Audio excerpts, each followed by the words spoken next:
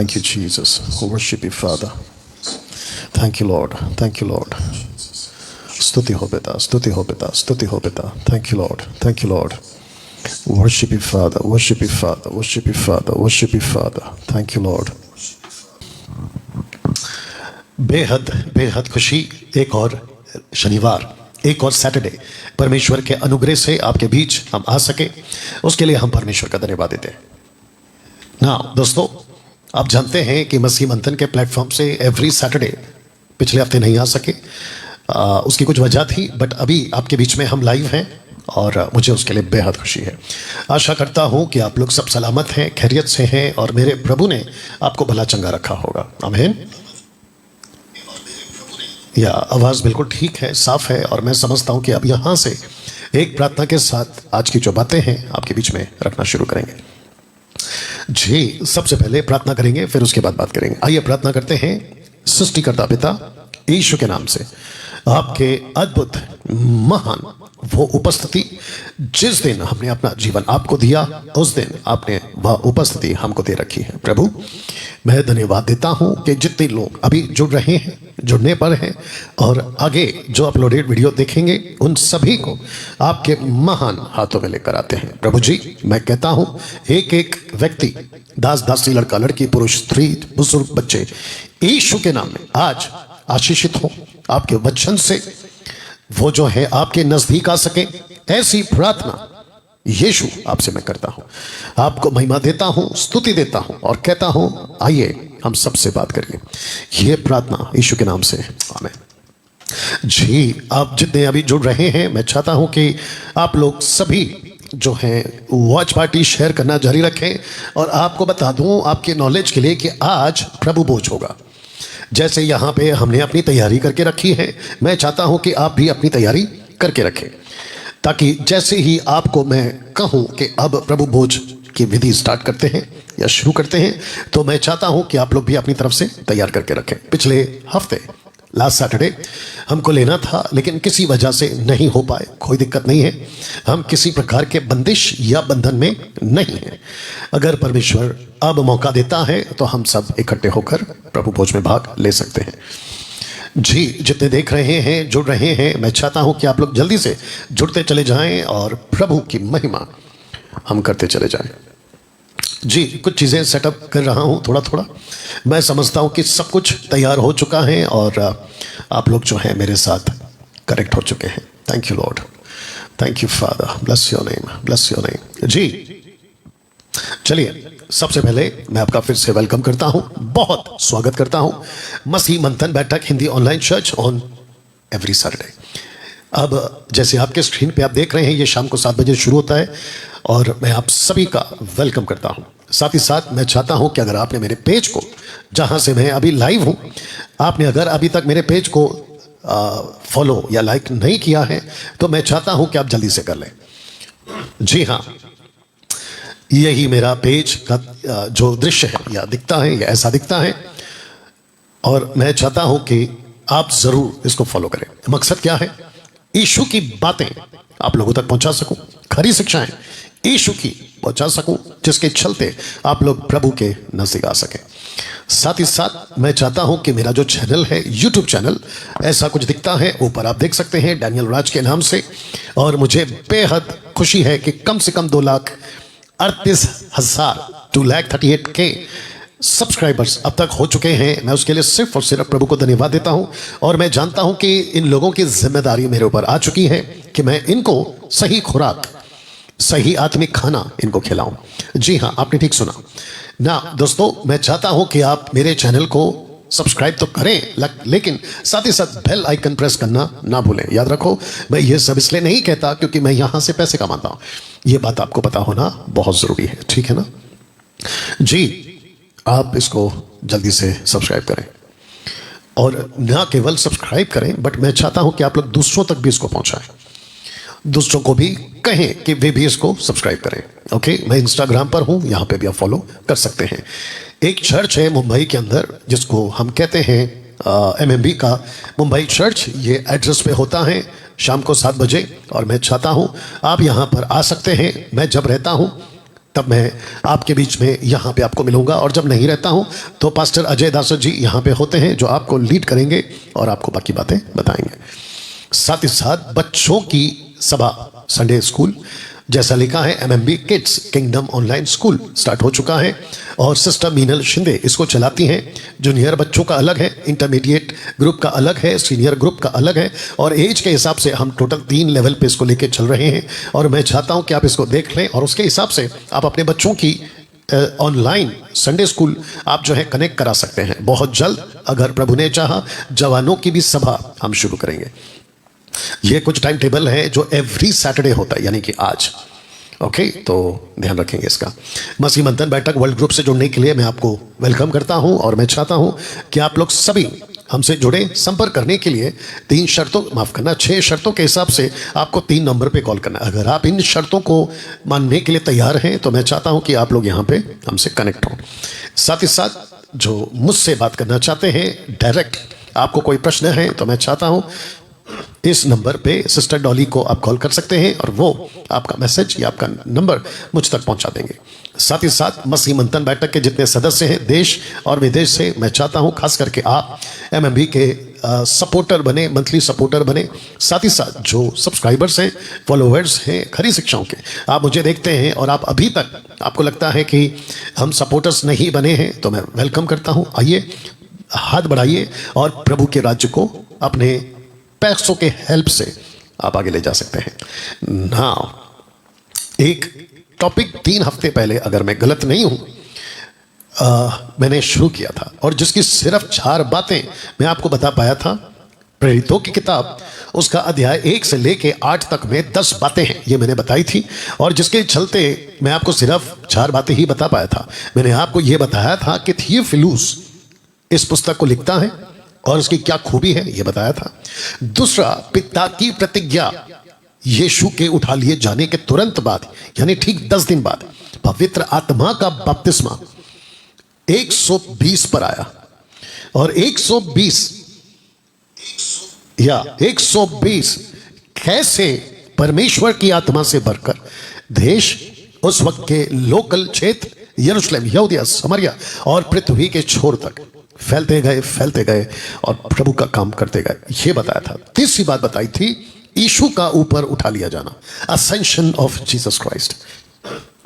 इन सभी बातों को मैंने आपको बताया था। चौथा, मैंने बताया था कि पेंतेकुस्त के दिन आत्मा का उतरना कैसे उतरा और किस तरीके से उतरा, और 120 उन्होंने क्या किया, इन सभी बातों को लेकर आपको बताई गई थी। लेकिन 5वीं बात तब नहीं बताई थी, अब उसको आपके लिए मैं कंटिन्यू करूंगा, ठीक है ना। साथ ही साथ अगर पिछली 4 बातें अगर आपने नहीं देखी हैं तो संडे चर्च के प्लेलिस्ट में जाकर, हालांकि सैटरडे चल रहा है, बट आप संडे चर्च ऑनलाइन चर्च के उसमें जाके 3 हफ्ते की पहले की प्रेरितों की किताब की 10 बातें, ऐसा थंबनेल होगा, आप उसको देख सकते हैं, ठीक है ना। 5वीं बात, एक जन्म के लंगड़े का चंगा हो जाना। एक जन्म के लंगड़े का या चंगा हो जाना, ठीक है ना। इस बात को आपके बीच में रखने जा रहा हूं। 1 सेकंड दीजिए। या जी, मैं समझता हूं कि हम सब सेट हो चुके हैं अपनी तरफ से, आपकी तरफ से। Thank you Lord, thank you Lord. Okay, 5वीं बात, एक जन्म के लंगड़े का चंगा होना। आप लंगड़ा कह सकते हैं, अपाहिज कह सकते हैं, लेकिन यह जन्म से कभी नहीं चला था। इस घटना को प्रेरितों की किताब 1 से लेकर 8 तक में जो 10 बातें हैं, 3रे अध्याय में 5वीं बात आपके बीच में रखने जा रहा हूं। ऐसे करते करते आपके बीच में ऐसी 10 बातें आपके बीच में हम रखेंगे। तो प्रेरितों की किताब उसका 3रा अध्याय, अध्याय नंबर 3, पतरस और यूहन्ना तीसरे पहर, that mean 3 PM in the afternoon, तीसरे पहर दोपहर के प्रार्थना के समय मंदिर में जा रहे थे, और लोग एक जन्म के लंगड़े को ला रहे थे, जिसको वो प्रतिदिन मंदिर के उस द्वार पर जो सुंदर कहलाता है बैठा देते थे कि वह मंदिर में जाने वालों से भीख मांगे। तब उसने पतरस और यूहन्ना को मंदिर में आते जाते देख तो उनसे भीख मांगी। पतरस ने यूहन्ना के साथ उसकी ओर ध्यान से देखकर कहा, हमारी ओर देख। अतः वह उनसे कुछ पाने की आशा रखते हुए उनकी ओर ताकने लगा। तब पतरस ने कहा, चांदी सोना तो मेरे पास है नहीं, परंतु जो मेरे पास है वह तुझे देता हूं। यीशु मसीह नासरी के नाम से चल फिर। और उसने उसका दाहिना हाथ पकड़ के उसे उठाया और तुरंत उसके पाँव और ठकनों में बल आ गया। वह उछल कर खड़ा हो गया और चलने फिरने लगा। चलता कूदता परमेश्वर की स्तुति करता हुआ उनके साथ मंदिर गया। या वो मंदिर गया ना। जब पहली सदी की कलीसिया थी, जब पवित्र आत्मा नीचे आए थे, और यीशु ने कहा था एक्ट चैप्टर 1 वर्स 8 में कि जब वो आएगा तो तुमको सामर्थ्य देगा। सामर्थ्य देगा, सामर्थ्य हर चीज में, बोलने के लिए, चंगाई के लिए, सुसमाचार फैलाने के लिए, उस हर क्षेत्र में जिसको हम कह सकते हैं कि सुसमाचार को फैलाने में परमेश्वर की आत्मा 120 को इस्तेमाल करती गई। उसी कड़ी में या उसी क्षेत्र में पवित्र आत्मा एक अद्भुत काम करता है कि एक लंगड़े को या अपाहिज को परमेश्वर की सामर्थ्य से पतरस उसको ठीक कर देता है, खड़ा कर देता है। अब यह क्यों हुआ, हमको यह समझना बहुत जरूरी है।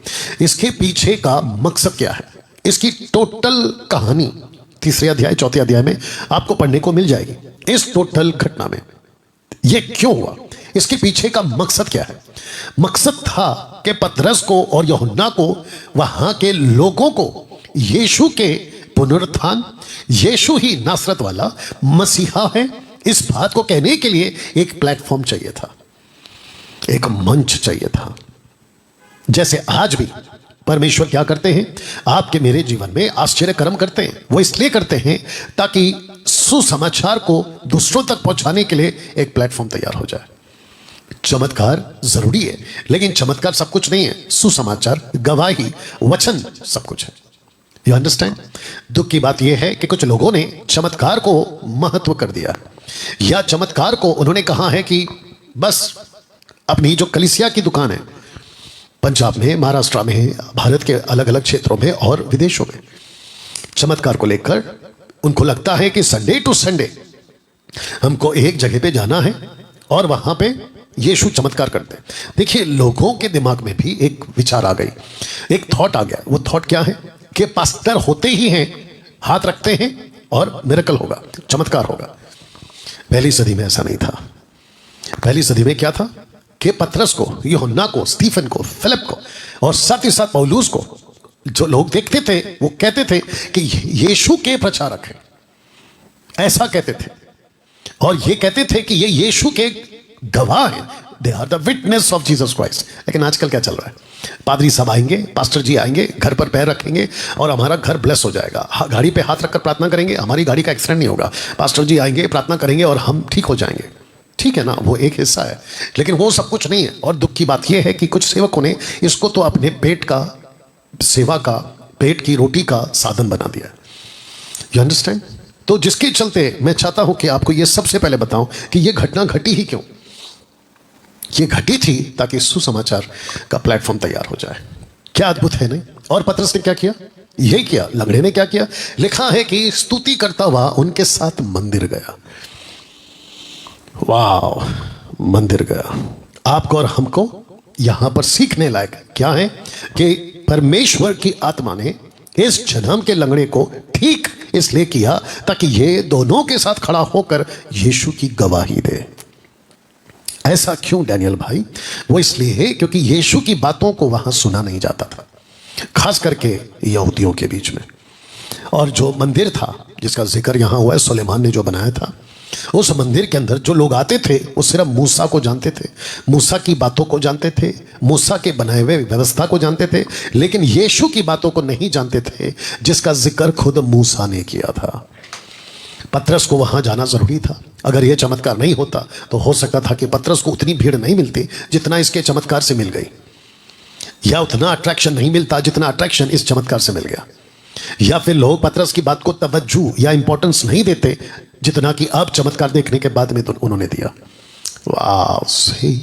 मैं सबसे पूछना चाहता हूं जो अभी मुझे देख रहा है, आपके जीवन में चमत्कार हुआ है? बिल्कुल हुआ है। आप ठीक हुए हैं? बिल्कुल ठीक है। कैंसर से, HIV से, हार्ट डिजीज से, आपको किडनी का प्रॉब्लम था, न जाने क्या क्या, आपको चंगाई इसलिए मिली है ताकि सुसमाचार सुनाने का प्लेटफॉर्म तैयार हो। क्या आपने वो किया? जानते हो, बेतसदा के कुंड में 38 साल का एक जन्म का लंगड़ा जो नहीं चल सकता था, 38 साल से बीमार था, इनफैक्ट ऐसा बोलना चाहिए, उस व्यक्ति को यीशु ने जब ठीक किया, कहा उठ, अपनी खाट उठा। उस व्यक्ति ने जब ठीक हो गया तो यीशु ने क्या कहा? यीशु ने यह कहा, फिर से पाप नहीं करना। इसका मतलब क्या है कि जिस वजह से मैंने तुझे ठीक किया उस पर चलते रहना। क्या आपके साथ यह हो रहा है, या फिर आपने यीशु को अपने फायदे के लिए इस्तेमाल किया? मुझे दुख लगता है जब मैं देखता हूं कि बड़ी सी बड़ी भीड़, कोई पावर टाइप के पास्टर के पास, कोई प्रेयर टावर के पास, कोई प्रभु के दास के पास इसलिए जाते हैं क्योंकि उनको अपने अंदर से भूत निकालना है, उनके अंदर से दुष्ट आत्मा निकालनी है, या परिवार के अंदर से कोई भूत निकालना है। कहते हैं कौन निकालेगा? बाबा के पास जाके थक गए, पंडित के पास जाके थक गए, मौलाना के पास जाके थक गए, इसके उसके पास जाके थक गए, हमने ये कर लिया वो कर लिया, बचा क्या? अब पास्टर का रास्ता एक बचा है।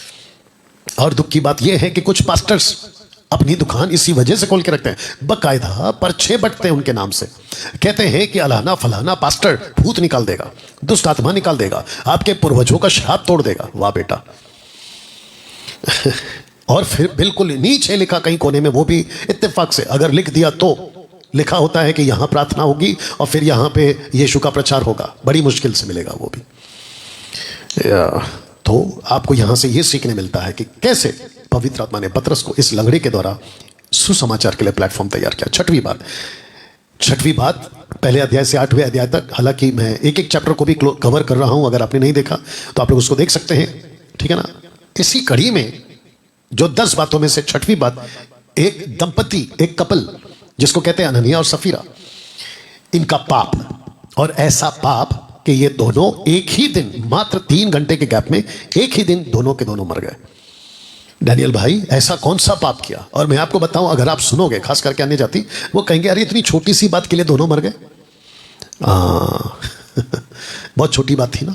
क्या कहा था? सिर्फ झूठ कहा था। तो जिसके चलते उनको लगा, किसको? अननिया सफीरा, अरे चलता है। देखिए जब आप आगे पढ़ोगे तो मैं रखूंगा, पहले पढ़ लेते हैं। अननिया नामक एक मनुष्य, उसकी पत्नी सफीरा ने कुछ भूमि बेची, जमीन बेची, और उसके दाम में से कुछ रख छोड़ा।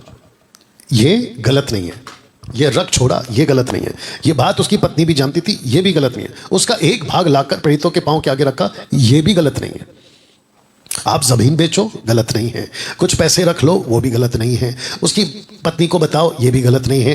कुछ हिस्सा लाकर पतरस को दे दो, चर्च को दे दो, ये भी गलत नहीं। गलत कहाँ हुआ मैं बताता हूं। वचन 3, परंतु पतरस ने कहा, हे हनन्याह, शैतान ने तेरे मन में यह बात क्यों डाली कि तू पवित्र आत्मा से झूठ बोले और भूमि के दाम में से कुछ रख छोड़े? इसका मतलब कि जब पतरस ने पूछा, क्योंकि आगे आप देखोगे कि पत्नी को भी पूछता है, जब पतरस को पूछा, माफ करना, पतरस ने पूछा कि जमीन कितने में बिकी, तो उसने झूठ बोला। ये जो शब्द है ना झूठ, ये गलती हो गई इससे। ये गलती हो गई इससे, क्योंकि पतरस कहता है आगे, अगर आप पढ़ोगे 4, 5, 6, 11 तक पढ़ोगे ना, जहां पे लिखा वचन 11 में कलीसिया पे डर आ गया, तो कहता है, पतरस कहता है, जब तक वो तेरे पास थी क्या तेरी नहीं थी? और जब बिक गई तो वो पैसा भी तेरा था, तो तुझे सच बोलना था कि भाई उसका एक भाग मैं आपको देता हूं और बाकी जो है मैं वो रख लेता हूं। इसको कहते हैं कि इस व्यक्ति ने, जिसका नाम है हनन्याह, इसने मसीह को, मेरा शब्द सुन लेना, हल्के में लिया।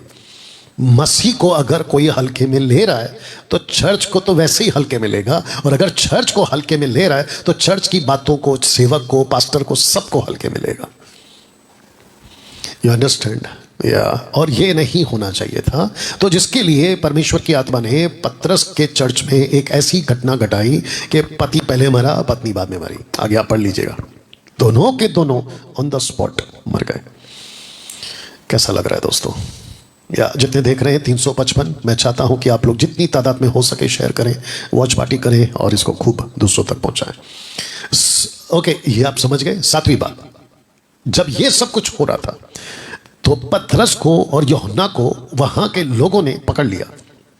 पतरस क्या कर रहे थे? गवाही दे रहे थे। पतरस और यूहन्ना और 120 क्या कर रहे थे? सुसमाचार को फैला रहे थे। ऐसा लिखा है कि 3000 का ग्रुप पहले इकट्ठा हुआ, 5000 का, धीरे धीरे करते हुए बड़ी कलीसिया बन गई, बड़ी कलीसिया बन गई। और उसके बाद हुआ क्या, मैं आपको बताता हूं कि पतरस को और यूहन्ना को और प्रेरितों को बड़ा सताव झेलना पड़ा, और जिसके चलते यह होता था कि उनको बार बार पकड़ पकड़ कर बंदीगृह में डाल देते थे। और फाइनली जब पकड़ा गया, ऐसा कुछ हुआ कि एक व्यक्ति जिसका नाम है गमलीएल आकर उसने फरीसी को यहूदियों को, शास्त्रियों को कुछ सलाह दी। आइए पढ़ते हैं। लिखा है, परंतु गमलीएल नामक एक फरीसी ने, इसी 5वें अध्याय के वचन 34 की बात है, ठीक है ना। लिखा है कि गमलीएल नामक एक फरीसी ने, जो व्यवस्था पाक और सब लोगों में माननीय था, रिस्पेक्टेड मैन था, वो न्यायालय में खड़े होकर प्रेरितों को थोड़ी देर के लिए बाहर कर देने की आज्ञा दी।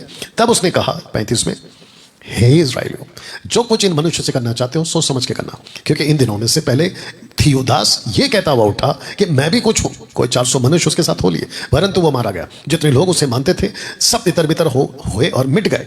उसके बाद नाम लिखाई के दिनों में यहूदा गलीली भी उठा, कुछ लोग अपनी ओर कर लिए और वो भी नाश हो गया। जितने लोग उसे मानते थे वो भी तितर बितर हो गए।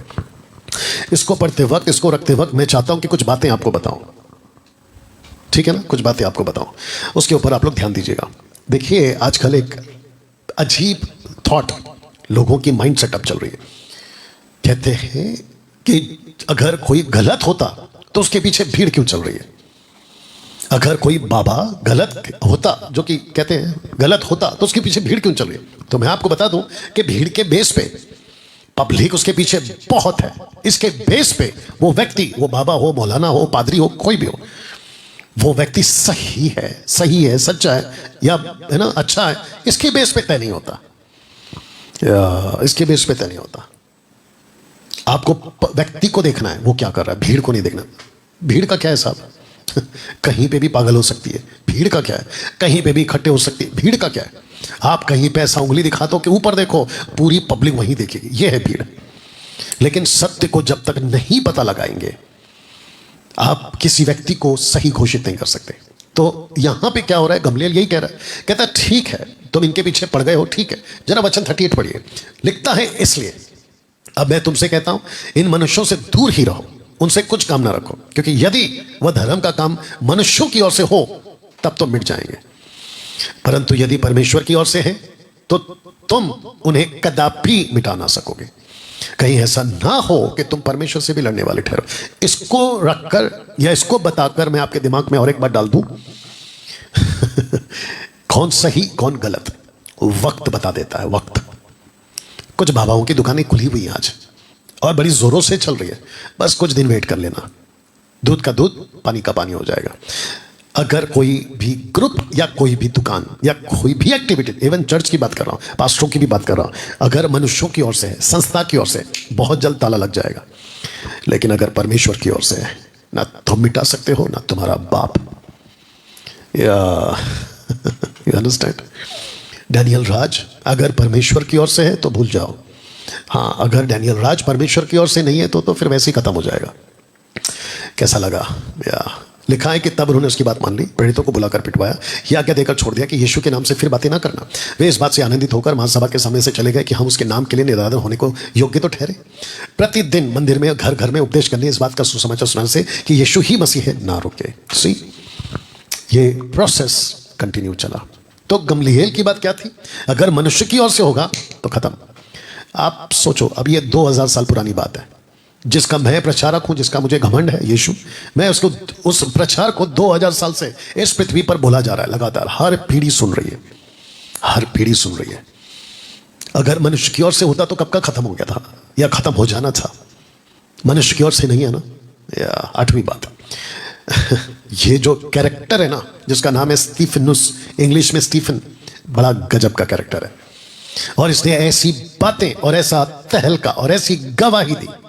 ये बात अलग है कि यह मर गया, उसी दिन इसको पत्थर से मार दिया गया, लेकिन जो बीज इसने बोया अन्य जातियों के लिए, वो आज भी चल रहा है।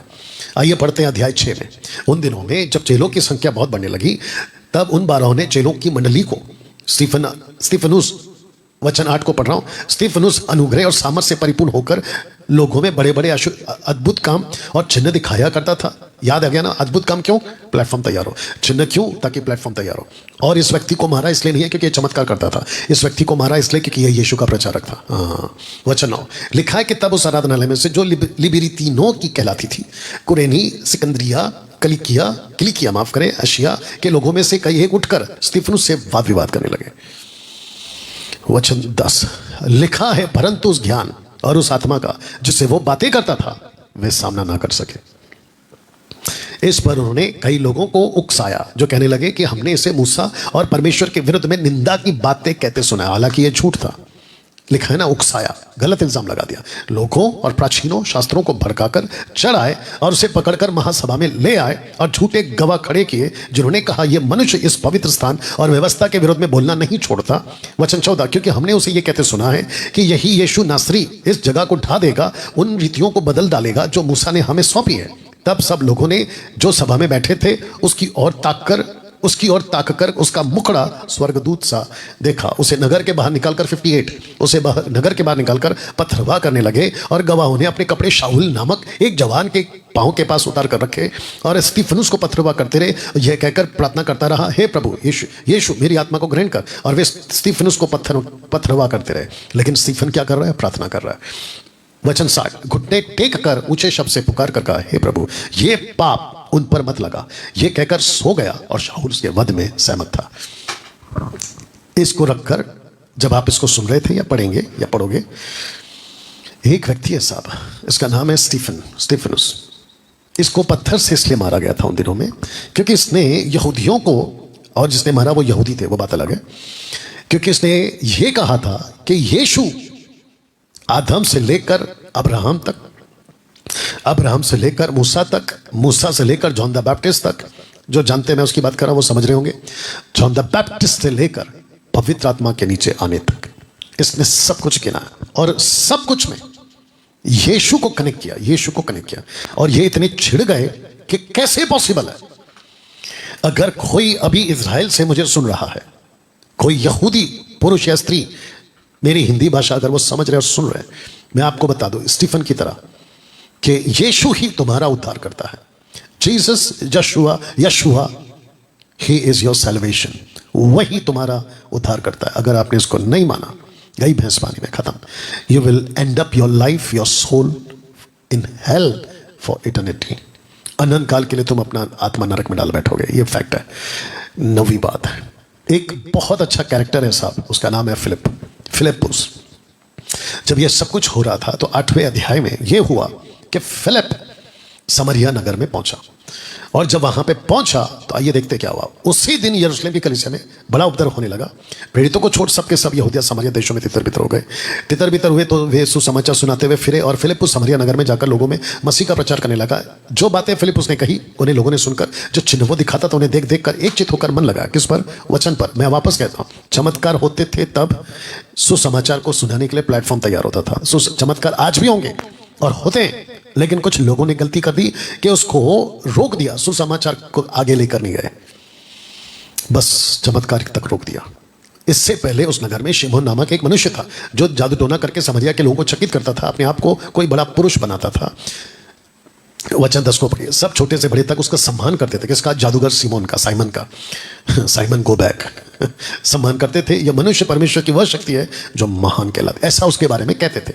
बहुत दिनों से उन्हें अपने जादू के कामों से चकित करता रहा, इसलिए वे उसको बहुत मानते थे। इसका मतलब ये हुआ कि ये जो जादूगर है ना शिमोन, इसको लगा कि जो ताकत मुझे मिली है, बहुत ध्यान से सुना, जो शक्ति मुझे मिली है, जितने भारत के पंडित, भारत के बाबा और भारत के जितने भी superstitious so called black magic, या अफ्रीका के ब्लैक मैजिक या कलकत्ता के ब्लैक मैजिक, अगर कोई ये वीडियो देख रहा है या उनसे संबंधित कोई वीडियो देख रहा है, उन तक पहुंचा देना। आप लोगों को लगता होगा कि तुम लोगों की जो शक्ति तुमको मिली है, हालांकि वो शैतानी है, वो बात अलग है, वो सबसे सुप्रीम है, तो तुम बहुत बड़े धोखे में हो। क्योंकि कोई ऐसी शक्ति पृथ्वी पे नहीं है जो परमेश्वर की शक्ति से बड़ी हो। अभी एंट्री होगा फिलिप का, परंतु जब उन्होंने फिलिप्पुस का विश्वास किया जो परमेश्वर के राज्य और यीशु के नाम का सुसमाचार सुनाता था, तो लोग, क्या पुरुष क्या स्त्री, बपतिस्मा लेने लगे। अब इसको सुनो, वचन 13। तब शिमोन ने स्वयं भी विश्वास किया और बपतिस्मा लेकर फिलिप्पुस के साथ रहने लगा। चिन्ह और बड़े बड़े सामर्थ के काम होते देखकर चकित होता था। चकित होता था।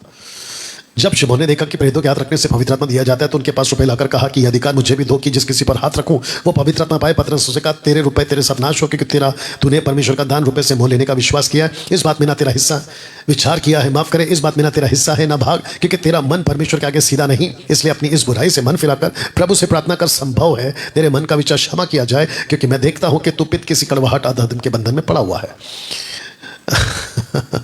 इस व्यक्ति ने, जिसका नाम है साइमन, जब इसने देखा कि फिलिप के पास जो पावर है वो तो मेरी सिद्धि प्राप्त करने के बाद भी नहीं मिली, मैं जो तपस्या करता था, मैं जो रात रात भर जाकर भूतों को बुला बुलाकर लूसीफर की ताकत को हासिल करता था, बाप रे, ये तो उससे भी ज़्यादा ताकतवर है, ये तो उससे भी ज़्यादा ताकतवर है। यही तो बता रहा हूँ। और ये इतना ताकतवर था कि साइमन का माथा खराब हो गया, दिमाग खराब हो गया, बोला ये पावर मुझे चाहिए। बस वही तरीका जो पहले पोटली जमा की थी ना इसने सिद्धि विद्धि प्राप्त करके, इसको लगा कि वहाँ पैसे दिए तो पतरस बाबा को भी पैसे देंगे, पतरस बाबा अपना अधिकार मुझे दे देंगे। ऐसा नहीं होता ना भैया, शॉर्टकट नहीं है। मैं इसको रखकर ये कहूँगा कि कुछ चर्च के, खास करके पंजाब में शायद ज़्यादा होता होगा, कुछ चर्च के लोग क्या करते पता है, किसी सेवक को देखते हैं और कहते हैं कि सेवक जी हमको भी आपके जैसा पावर चाहिए। तो ये तो सबसे पहली बात मूर्खता नहीं, महामूर्खता है। द ग्रेट फुलिशनेस ऐसा बोल सकते हैं उसको, ग्रेट फुलिशनेस, महामूर्खता। क्यों डैनियल भाई ऐसा क्यों बोला आपने? सबसे पहली चीज, किसी की नकल की हुई ताकत, नकल की सामर्थ, नकल का दान पवित्र आत्मा नहीं देता, नंबर 1। नंबर 2, आपके जबरदस्ती मांगने से परमेश्वर किसी को सामर्थ नहीं देता। किसको क्या दान देना है वो खुद पवित्र आत्मा तय करेगा। डंके की चोट पे बोल रहा हूं, डंके की चोट पे बोल रहा हूं। बाइबल में कभी कहीं किसी ने अगर जितना भी आश्चर्य कर्म किया है तो ये परमेश्वर ने कराया है, इसलिए किया है। आप किसी की भी बात करो, मूसा से लेकर जॉन द बैप्टिस्ट, उसके पहले के माइनर मेजर प्रॉफिट्स, किसी की भी बात करो, यीशु तक पवित्र आत्मा से वो पहले भरे फिर काम हुआ है। आपका काम सिर्फ यह है कि प्रभु से प्रार्थना करना कि प्रभु तेरी मर्जी, जो तू देना चाहता है। लेकिन तुम एक पैर पे खड़े होकर बोलोगे कि उसको दिया सफेद कोट वाले, काले कोट वाले, इधर वाले उधर वाले, मुझे भी दो, बकवास बकवास। हाँ, बीच में कुछ लोग मुझे भी बोलते थे, बोले आप तो सिर्फ प्रचार करते हैं, आप तो केवल शब्द के सेवक हैं, आप तो टीचिंग देते हैं, पावर मिरेकल्स आप नहीं करते हैं, हमारे पास्टर को देखो। वाह बेटा, पहली बात जो तुम लिखते हो कमेंट्स में या बोलते हो तो आपने क्या कर लिया, नंबर 1। नंबर 2, मैं तुम्हारे पास्टर की तरह क्यों बनूं? अगर परमेश्वर को मुझे इस्तेमाल करना होगा तो वो करेगा। और वो बात अलग है कि इस व्यक्ति ने, सफ़ेद कोट वाले ने मुझे, जिसको आप सुन रहे हैं, 5 मुर्दे जिंदा ऑलरेडी किए हैं। अगर ऐसी बात करते हो तो वो बात तो अलग ही है। दुष्ट आत्मा निकालने की बात करो तो हम तो निकाल चुके हैं, और वो भी कई तादाद में। You understand? तो वापस कहता हूं कि किसी की नकल नहीं करना है। ये आपको मैं पढ़वा चुका हूं। 10वें बात पर आते हैं, खोजा का उद्धार। एक जबरदस्त घटना, एक जबरदस्त घटना। एक व्यक्ति था साहब, इथोपियन का यूनक। यूनक समझते हैं ना? हाँ, जिसको कहते हैं थर्ड जेंडर, ठीक है ना? आइए देखते क्या हुआ 26वें वचन में। कौन सा अध्याय? यही अध्याय 8 का 26। प्रभु के एक स्वर्गदूत ने फिलिप्पुस से कहा, उठकर दक्षिण की ओर उस मार्ग पर जा जो यरूशलेम से गाजा को जाता है, वह रेगिस्तानी मार्ग है। इस पर खोजे ने, डायरेक्ट आ गया 34 पे। खोजे ने फिलिप्पुस से पूछा, मैं तुझसे विनती करता हूँ, ये बात की भविष्यता ये किसके विषय में कहता है, अपने या दूसरे के विषय में? तब फिलिप ने अपना मुंह खोला और शास्त्र से आरंभ करके उसे यीशु का सुसमाचार सुनाया। मार्ग में चलते चलते वे किसी की जगह पहुंचे। तब खोजे ने कहा, देख यहाँ जल है, अब मुझे बपतिस्मा लेने में क्या रोक है? फिलिप्पुस ने कहा, यदि तू सारे मन से विश्वास करता है तो ले सकता है। उसने उत्तर दिया, मैं विश्वास करता हूँ। याद रखो ये यूनक है, या third gender, not male not female, बल्कि थर्ड जेंडर। या और इसका विश्वास करने का मतलब क्या पता है? मैं जो कुछ करता था वो सब त्याग दूंगा, मेरी आइडेंटिटी अलग होगी। और आज भी भारत में कई लोग हैं जो थर्ड जेंडर के लोग हैं, और उनके बीच में सभाएं चलती हैं। मैं गया था 1-2 बार। यीशु मसीह परमेश्वर का पुत्र है। तब उसने रथ खड़ा करने की आज्ञा दी। फिलिप और खोजा दोनों जल में उतर पड़े। उसने उससे बपतिस्मा दिया। 39, जब वे जल में से निकलकर ऊपर आए तो प्रभु का आत्मा फिलिप को उठा ले गया। खोजे ने उसे फिर न देखा, वह आनंद करता हुआ अपने मार्ग को चला गया। फिलिप्पुस अशदोद में आ निकला, और जब तक कैसरिया में ना पहुंचा तब तक नगर नगर सुसमाचार सुनाता गया। यहाँ पे क्या हुआ मैं बताता हूँ। एक व्यक्ति जिसका नाम है खोजा, इथोपियन का यूनक, उसका जो जीवन है वो बदला एक व्यक्ति के द्वारा। और वो व्यक्ति कौन है? फिलिप्पुस भीड़ के लिए भी इस्तेमाल हुआ, फिलिप एक व्यक्ति के लिए भी इस्तेमाल हुआ। और ये क्या बताता है कि एक बड़ी इमरजेंसी है। फिलिप को कहता है दौड़, आपने शायद नहीं पढ़ा होगा। फिलिप को पवित्र आत्मा कहता है दौड़। कहाँ गया? फिलिप को पवित्र आत्मा कहता है दौड़। हाँ, मैंने उसको निकाल दिया, दौड़। 28 में पढ़ लेना, 28वें वचन में फिलिप को प्रभु कहता है दौड़। एक इमरजेंसी है साहब, एक इमरजेंसी है, जबरदस्त इमरजेंसी। और वो इमरजेंसी क्या है? सुसमाचार की। मैं आपको दौड़ा सकता हूं, फिलिप, परमेश्वर कहता है, आत्मा कहती है, और फिलिप मैं आपको उठाकर दूसरी जगह पहुंचा सकता हूं, without rocket, without helicopter, without aeroplane. उठाकर तुझे दूसरी जगह पहुंचा, देखो उठा लिया। ये क्या दर्शाती है? एक इमरजेंसी। तो 10 बातें आपके बीच में मैं बता चुका हूं। थियोफिलुस की बातें, परमेश्वर की प्रतिज्ञा का पूरा होने की बातें, यीशु का उठा लिया जाना, पेंतेकोस्त के दिन आना, पवित्र आत्मा का आना, जन्म के लंगड़े का ठीक होना, हनन्याह सफीरा का पाप, गमलीएल ने क्या सलाह दी, स्टीफन की गवाही, फिलिप और वो जादूगर समरिया में, और अंत में खोजा का उद्धार। जी हां, तो 10 बातें आपके बीच हम रख चुके हैं। इस वक्त हम प्रभु भोज में जाएंगे। ये रहा प्रभु भोज की तैयारी आपके बीच ठीक सामने।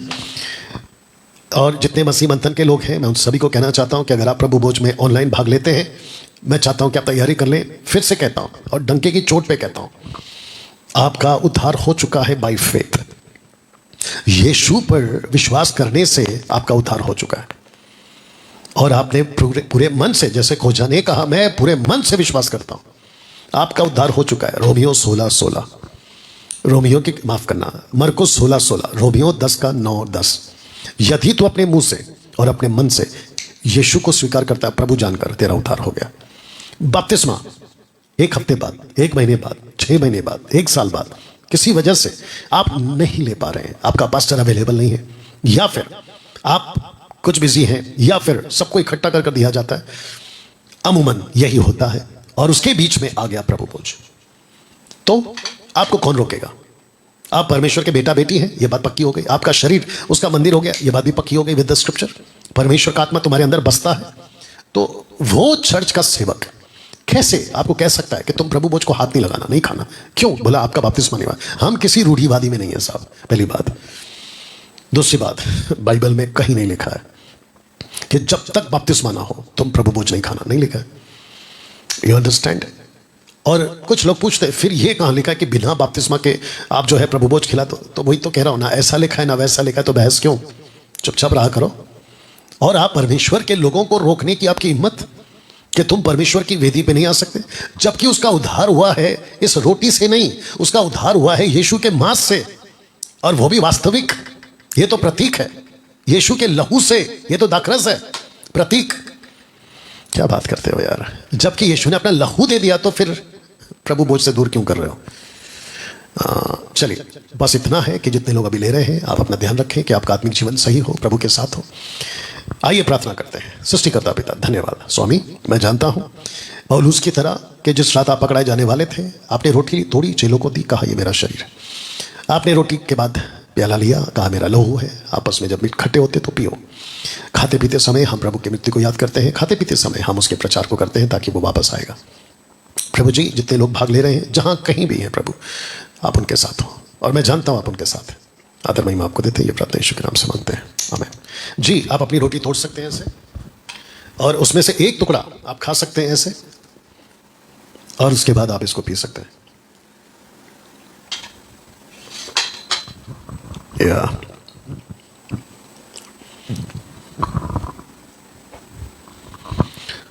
Thank you Lord, thank you Lord. चलिए, आशा करता हूं कि आप ये सब कुछ कर चुके हैं। एक प्रार्थना करके समाप्त करेंगे। और जितने एमएमबी के लोग हैं, आपको बता दूं कि जूम के ऊपर आप जानते हैं कि हम वर्ड्स बाय वर्ड्स 22 किताबों का अध्ययन कर रहे हैं, जिसमें से 2 किताबें बुक्स कंप्लीट कर चुके हैं। The book of acts and the book of Romans complete कर चुके हैं। मैं समझता हूँ शायद 20 दिन में। अद्भुत है नहीं? या 20 दिन भी नहीं होंगे शायद, 11 और 5, 16 दिन में। क्या बात है, 16 दिन में 2 किताबें हम कंप्लीट कर चुके हैं। तो बची हुई किताबें भी हम कंप्लीट करेंगे जितनी जल्दी हो सके, ताकि आपको बेसिक नॉलेज बाइबल का मिल जाए। आइए प्रार्थना करके समाप्त करते हैं। प्रभु जी, मैं आपका धन्यवाद देता हूँ। जितने लोग अभी जुड़े हैं प्रभु, 400 के ऊपर, प्रभु जी उन सभी को आपके महान हाथों में लेकर आते हैं। प्रभु, मैं जानता हूँ कलीसिया आपकी है, और कलीसिया आप बना रहे हैं। प्रभु जी, एक एक व्यक्ति, सदस्य, दास दासी जो भी जुड़ा था, है और आगे जुड़ेंगे प्रभु, सभी को आपके नजदीक ले आ, आपके कार्य के नजदीक लेकर आ, और इनके द्वारा आपकी महिमा हो जाए, पिता को फल मिले, ऐसी प्रार्थना करते हैं। ये प्रार्थना यीशु के नाम से मांगते हैं, आमीन। चलिए, अपना ख्याल रखें, वीडियो को खूब शेयर करें। मिलते हैं अगले सैटरडे।